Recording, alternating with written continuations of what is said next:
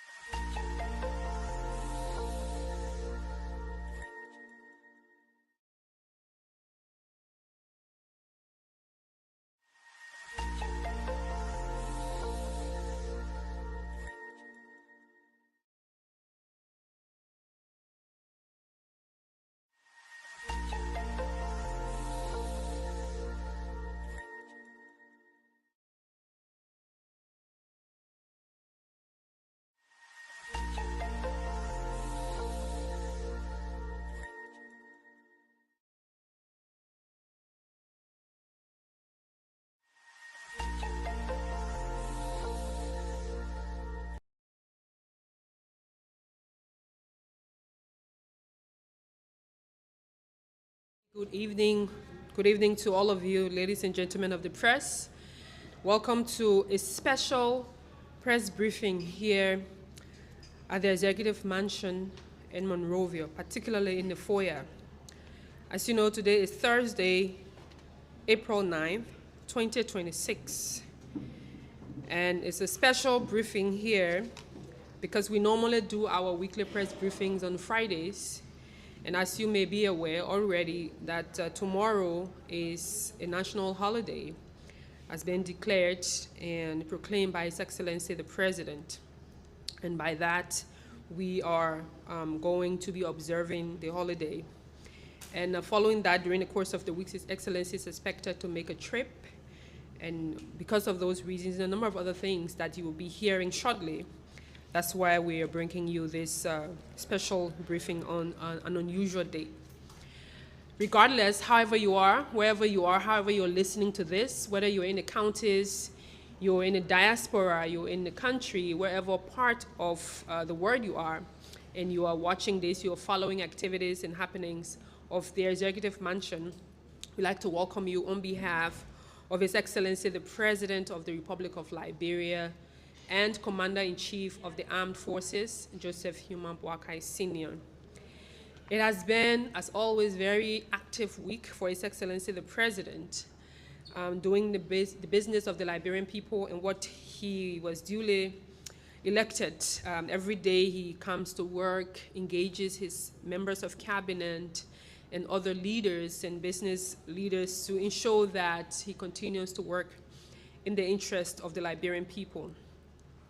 The course of the week, as I mentioned, have been marked by a number of meetings with both ministers of cabinet individually and by sectors, but also with key business leaders.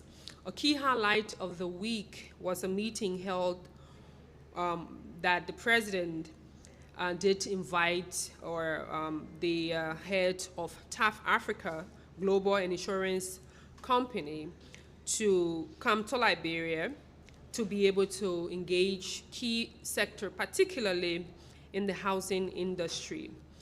And the president had a meeting with the CEO of TAF Africa Global, Mr. Mustafa Njai, a Gambian national who is an investment leader in real estate and city development. The meeting that was held with His Excellency talked about the need for low housing opportunities, low-cost housing opportunities for Liberians. And currently, Mr. Njai is exploring opportunities in the sector right now with the development of 150 acres of land around Monrovia, particularly in Bentor City. But he's also have expressed interest in exploring the country, and I'm sure some of you have been following. He's been going along with other members of the government in key sectors to be able to really assess opportunities in the investment sector and what that can do and bring for Liberia. In addition to that, our president also signed Executive Order 162 that is extending the mandatory registration of firearms held by citizens across Liberia. And this is to be able to address the growing concerns over the proliferation of illegal possession of weaponry, which the government says is continuing to threaten national security, safety, and economic stability. The president expects that all key stakeholders should work collaboratively with the Arms Commission to ensure that the coordination and proper registration or re-registration of civilians holding firearms and other weaponry. As you know, beginning this morning, the president held his third cabinet, but the fourth sitting of cabinet members. The first was sometime in March, and there was a second that was held in two folds. They had the first one, and the first is officially the third, but as to the key conversation and key outcome and what was necessary to be able to, undertake. Speaking of that, you have the key sectors, the introduction of the gaps within the infrastructure area, also talking of the planning weaknesses, enforcement failures, the challenges of congestion, ad hoc structures, and alleyway encroachments were also looked at. And there was also talking of regulations, enforcement mechanisms, and zoning compliances and construction standards. So there are a number of legal reforms that are currently being suggested by the sector leaders on what needs to happen. And cabinet reviewed those, and more conversation around what's going to happen following the presentations, and the president will review and get back to the team on, some conversation and plans, what needs to happen. Also, there's a conversation, there was a conversation around reordering Greater Monrovia area. So if you see the challenges of makeshift structures, garages, stores, and building facilities that are in places that are not supposed to be, there are conversations around restructuring the city, and to see how that can really represent one of Africa's oldest city, to be able to put, on par with other cities in the region and even beyond. And the conversation also looked at our waterfronts, for example, conversation around where is Liberia's downtown per se, and other key areas, especially demarcating where business people need to be, where street sellers need to be, and where they not to be, and sewage challenges, and a number of different conversations were held around managing waste and what the conversation looked like. There was also a presentation on infrastructure policy roadmap, and is a strategic phase plan for infrastructure planning, development, and governance.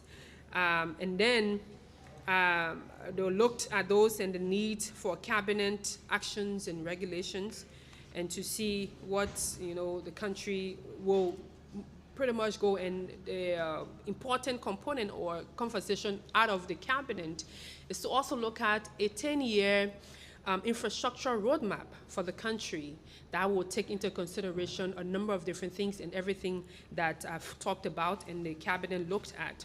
And it was a fascinating conversation that happened. Also, the conference report was as well presented to the president coming out of the conference. And also, I'm sure some of you recently also heard of the quote-unquote gold that was discovered in somewhere in Nimba, and there was a run around on that. So the Ministry of Mines and Energy did do a presentation, did present or report that there's an investigation, and that report was submitted to His Excellency. But it turns out that it's not actually, there was no actual gold found from the investigation. There were some skimmages, or what you call gold water, or something that resembles it, but it wasn't it. But the goal is, or the conversation here is that that report has been submitted to the president. He will review the report. If there's a need for any more detail to share with you, all will be done. I'm sure also during the course of the week you all followed that His Excellency did recall the Senate back, the 55th legislature, to convene a special or extraordinary session to really talk about key issues, especially on national emergency and importance for the period of 10 days, 10 working days, particularly beginning today, April 9, that will run to Thursday, April 23rd, to be able to discuss key issues and act upon critical national issues, the proposal for the printing of new Liberian dollars banknotes, and a proposal for the passage of the 2026 supplementary budget.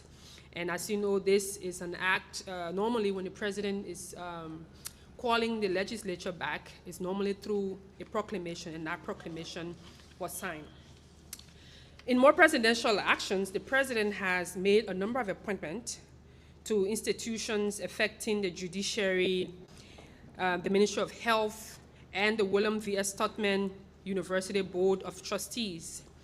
And the nominations are subject to Senate confirmation where applicable.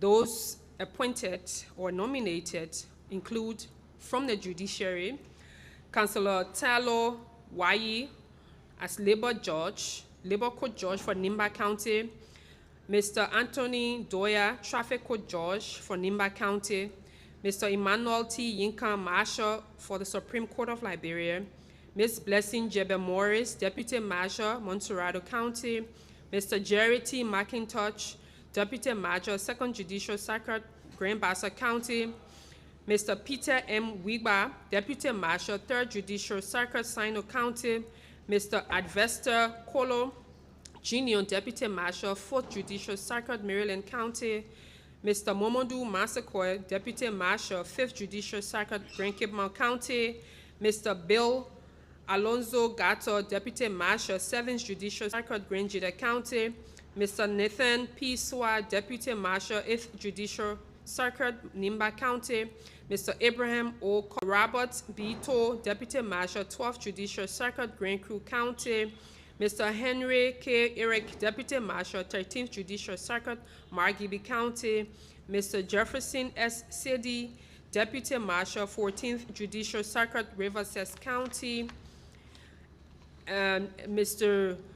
Towe Jiba, Deputy Marshal, 15th Judicial Circuit, River G County, and Mr. Simon P. Fambule, Deputy Marshal, 16th Judicial Circuit, Bapolu County. Also from the Ministry of Health, the President has appointed Madam Mamizi P. Kiadi, Assistant Minister for Policy and Planning, and for the Ministry, and for the William V.S. Tubman University Board of Trustees, the President has appointed Dr. Jaso Mali Jala, ex-official Minister of Education, Honorable Frances S. Dopo, the 2nd Representative, Liberian Senate, Honorable P. Mike Jure, Representative, House of Representatives, Mr. Morris Kone, Alumni Representative, Mr. Floyd Thomas, College of Engineering Representative, Mr. Dr. James Elliott, College of Health Sciences Representative, Ms. Moriah Grace Wise, College of Education Representative, Mrs. Wade Thompson Merchant, College of Arts and Sciences Representative, Mrs. Precious Andrew Greaves, College of Business Representative, Mr. Ernest Croma Gay, College of Agriculture Representative, Dr. Oluku Menje, Secretary to the Board, Dr. Cedar Freeman, Public Sector Representative, and inclusive of representative of Kavala Rubber Corporation Plantation, Asilo Metal, Liberia Energy, Golden Verilium. The appointments, as I've mentioned earlier, are subject to confirmation by the Liberian Senate, those that are required confirmation, but the others that do not require confirmation, such as board members and others, will be, they are already appointed, and the expectation is that they start their jobs effective immediately. Again, on February 14, His Excellency has been invited by the President of Ethiopia, Dr. Abiy Ahmed Ali, the President of Ethiopia, or you will say the Prime Minister of the Federal Democratic Republic of Ethiopia, for a national or official visit to Ethiopia. And the President will depart Liberia on the 13th and will return by the 16th of April. The invitation stems from the engagement of the President and the Prime Minister of Ethiopia when President Boakai went to attend the 39th session of the African Union in Addis Ababa earlier this year. And as part of that, and when the President did call African leaders to a morning or a side meeting to really look at different issues relating to the continent's role for the United Nations Secretary General position, and a number of different things, even with Liberia's role as a non-permanent member of the United Nations Security Council, and a number of other things. The conversation culminated into a follow-up engagement, and the Prime Minister of Ethiopia have now invited our President for an official visit, and the President will be headed to Addis Ababa in the coming week, precisely next week, Monday or so, as I've mentioned. So he leaves on Monday and return on Thursday. Should anything change of the schedule, we'll definitely inform you. But I just want to add that in addition to His Excellency the President, there are other members of the Cabinet and others who have been invited or will accompany the President on this visit. They include the Minister of Foreign Affairs, Madam Sarah Beslo-Yanti, the Minister of National Defense, Madam Geraldine George, the National Security Advisor, Honorable Samuel Kofi Woods, the President of the University of Liberia, Dr. Lillian Mapayan, the Advisor to the President, Honorable Augustine Kone, and the Ambassador at Large, Ambassador Ora Richards. These individuals will accompany the President to Addis Ababa to attend this official function that His Excellency was invited to. With these, I'd like to thank you all for coming, and I look forward to taking your questions, comments, should you have any. Thank you and good evening.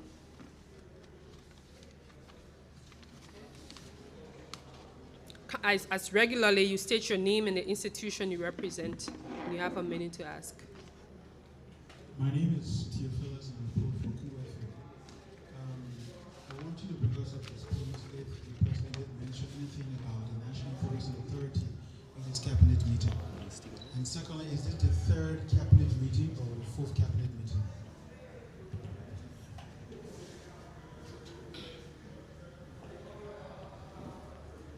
Okay. Thank you. Thank you, Madam PBS. At some point in a report for the Liberia News Agency. So this afternoon, my attention has been drawn to TAF Africa Global as it relates to their investment in Liberia. Can you clearly state as to whether this government in TAF Africa has agreement? And the B to that question is it going to go through the legislature or it is an executive agreement? Thank you. Okay.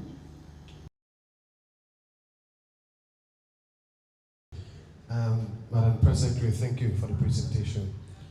The President at the cabinet meeting today put a halt to not inform, was there not consultation before the release of those fees? Thank you. Okay, thank you, and I'll begin with that. Is there another question here? Okay.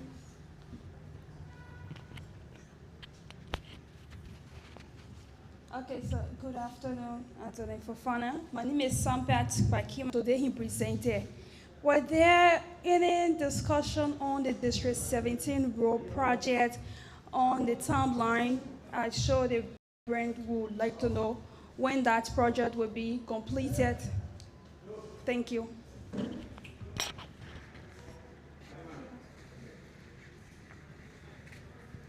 Newspaper. My concern here is the government of Liberia and South Africa Global signing a non-disclosure agreement.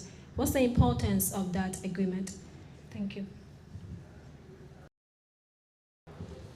Thank you very much. So let me start with the tourism. I see a lot of interest in the tourism conversation. Yes, His Excellency, during the cabinet this morning, the suspension for the fee that was recently announced by the Liberian Tourism, the National Tourism Authority, for further consultations because of that way. But you know, normally, and just adding it to, I think, your question on whether the president wasn't consulted from the first time. Normally, in these regulations, in these engagement, not everything comes to the president.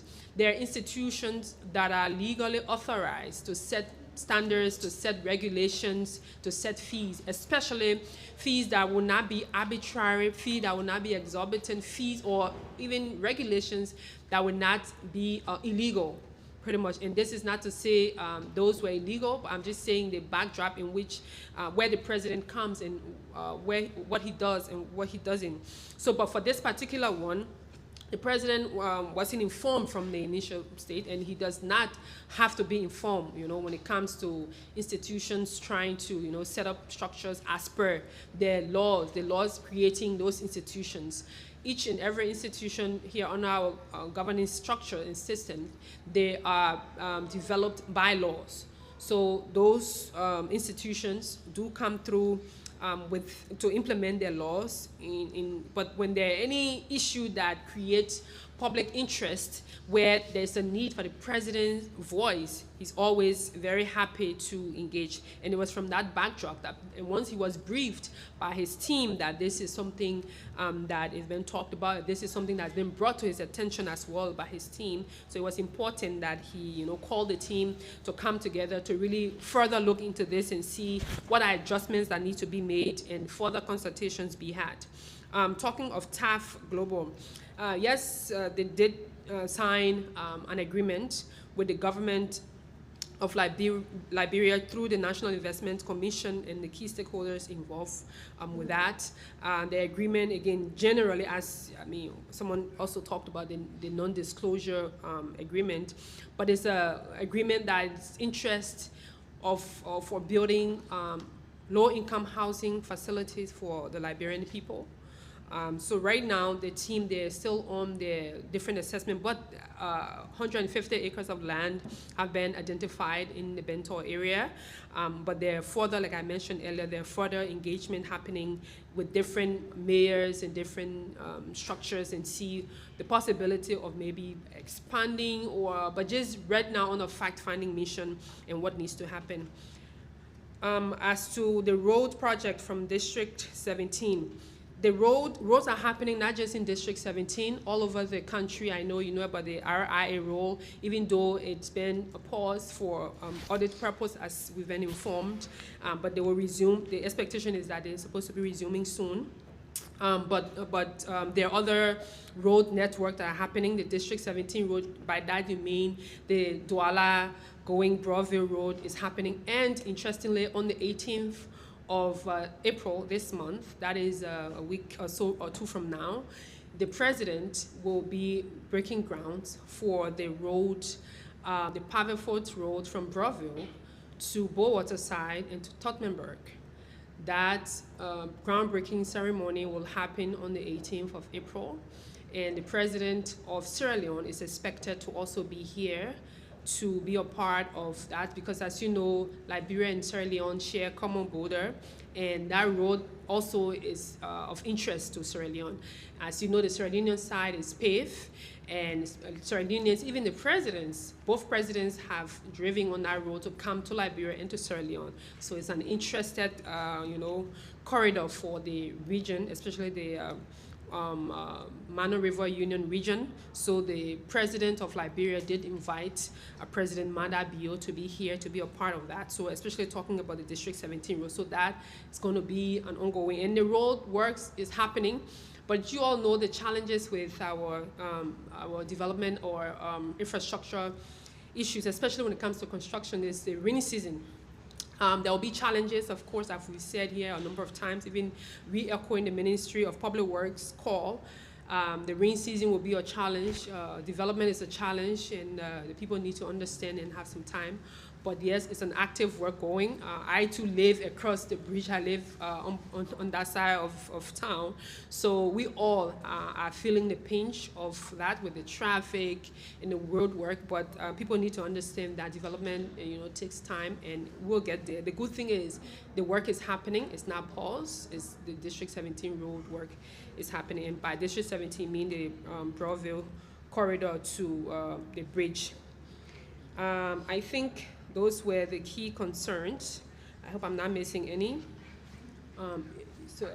We go through another round of questions, should you have, and then we conclude the briefing. Yes,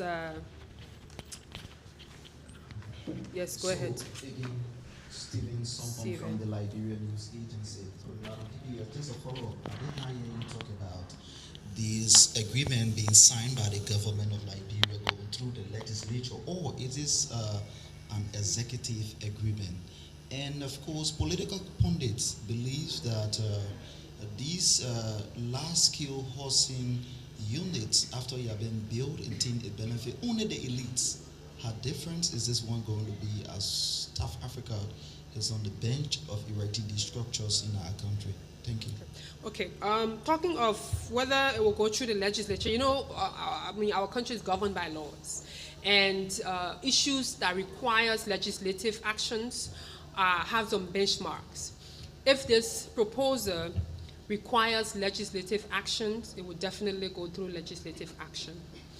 If it doesn't, the project will go on. But again, under our laws, there are certain benchmarks. If there are certain investments you want to do, there are certain things you want to do, there are certain expectations of the government, you will have to go through legislative activities or actions. If this agreement has those elements, it will definitely go through that, because for His Excellency, he believes in coordination and in ensuring the rule of law is upheld. I'm talking about who these facilities will benefit. The goal is to really benefit, that's why it's called low income facility and housing possibility that is like it's everywhere, and that's why you even see, even now in the planning stages, they're even talking of naming the facility in honor of market women or our regular mothers, like they've done, like the company has done in Nigeria, Sierra Leone, our neighbor, and other places. They adapt local names, so it shows that there is a very key local element to it, and it's going to be for people of low income. And there are benchmarks, obviously, of everything. Those who qualify or who will get to that point is a discussion that that they will look at. I'm sure that's why there's a partnership between the government and the company. It's not just the company doing it and living and deciding who benefits. So that's where the important element of this project is with the government. Yes. Yeah, my name is Anthony. Once again, now. Just a follow-up to his question, will those housing units be publicly operated or privately? One. Now the next thing is on the suspension of the fees recently imposed by the Tourism Authority. What specific detail did the President provide on the suspension? Did he see that as not being appropriate at the moment? Thank you. Okay, I'm sure you were in the opening of cabinet. You did listen to the President. And the reason for his for his suspension of the fees as suggested or as announced by the LNTA. The reasons was simple that, there needs to be further consultation or further consultations. So the president in his team looking forward to that and calling the team back inside and say, hey, he didn't condemn the need for those fees, but there needs to be further consultation to see who needs to be, what charges or what fee need to be levied. So at the conclusion of that, he will, again, I would announce to you what the decisions are. What he said this morning was that there needs to be further consultation and it's suspended. So after that, what else we want to hear? Whether the housing facilities will be publicly or privately run, let's wait and see, but most likely, that's why it is a public-private partnership. So to ensure that it's the best practice and what works for Liberians, especially people who actually need it, those people who need to afford. I'm sure from all conversation, affordability and accessibility for lower income earners will be high and there will be an agreement between, of course there's an agreement, but in terms of the operationalization of the facilities, there will be, and this is not new. Liberia in time past, you have all these different estates. You have from the Matadi estate, Stephen Talbot estate, and all those estates. So Liberia has a record of lower income housing facilities, and in doing that and supporting families, is something that this is not going to be far removed from the same concept or even the same application of what it has been in the past. I'm sure we've exhausted a lot, and I know tomorrow is a national holiday, and I'm wishing you and yours a wonderful holiday. And thank you for coming, and have a good evening. Bye-bye.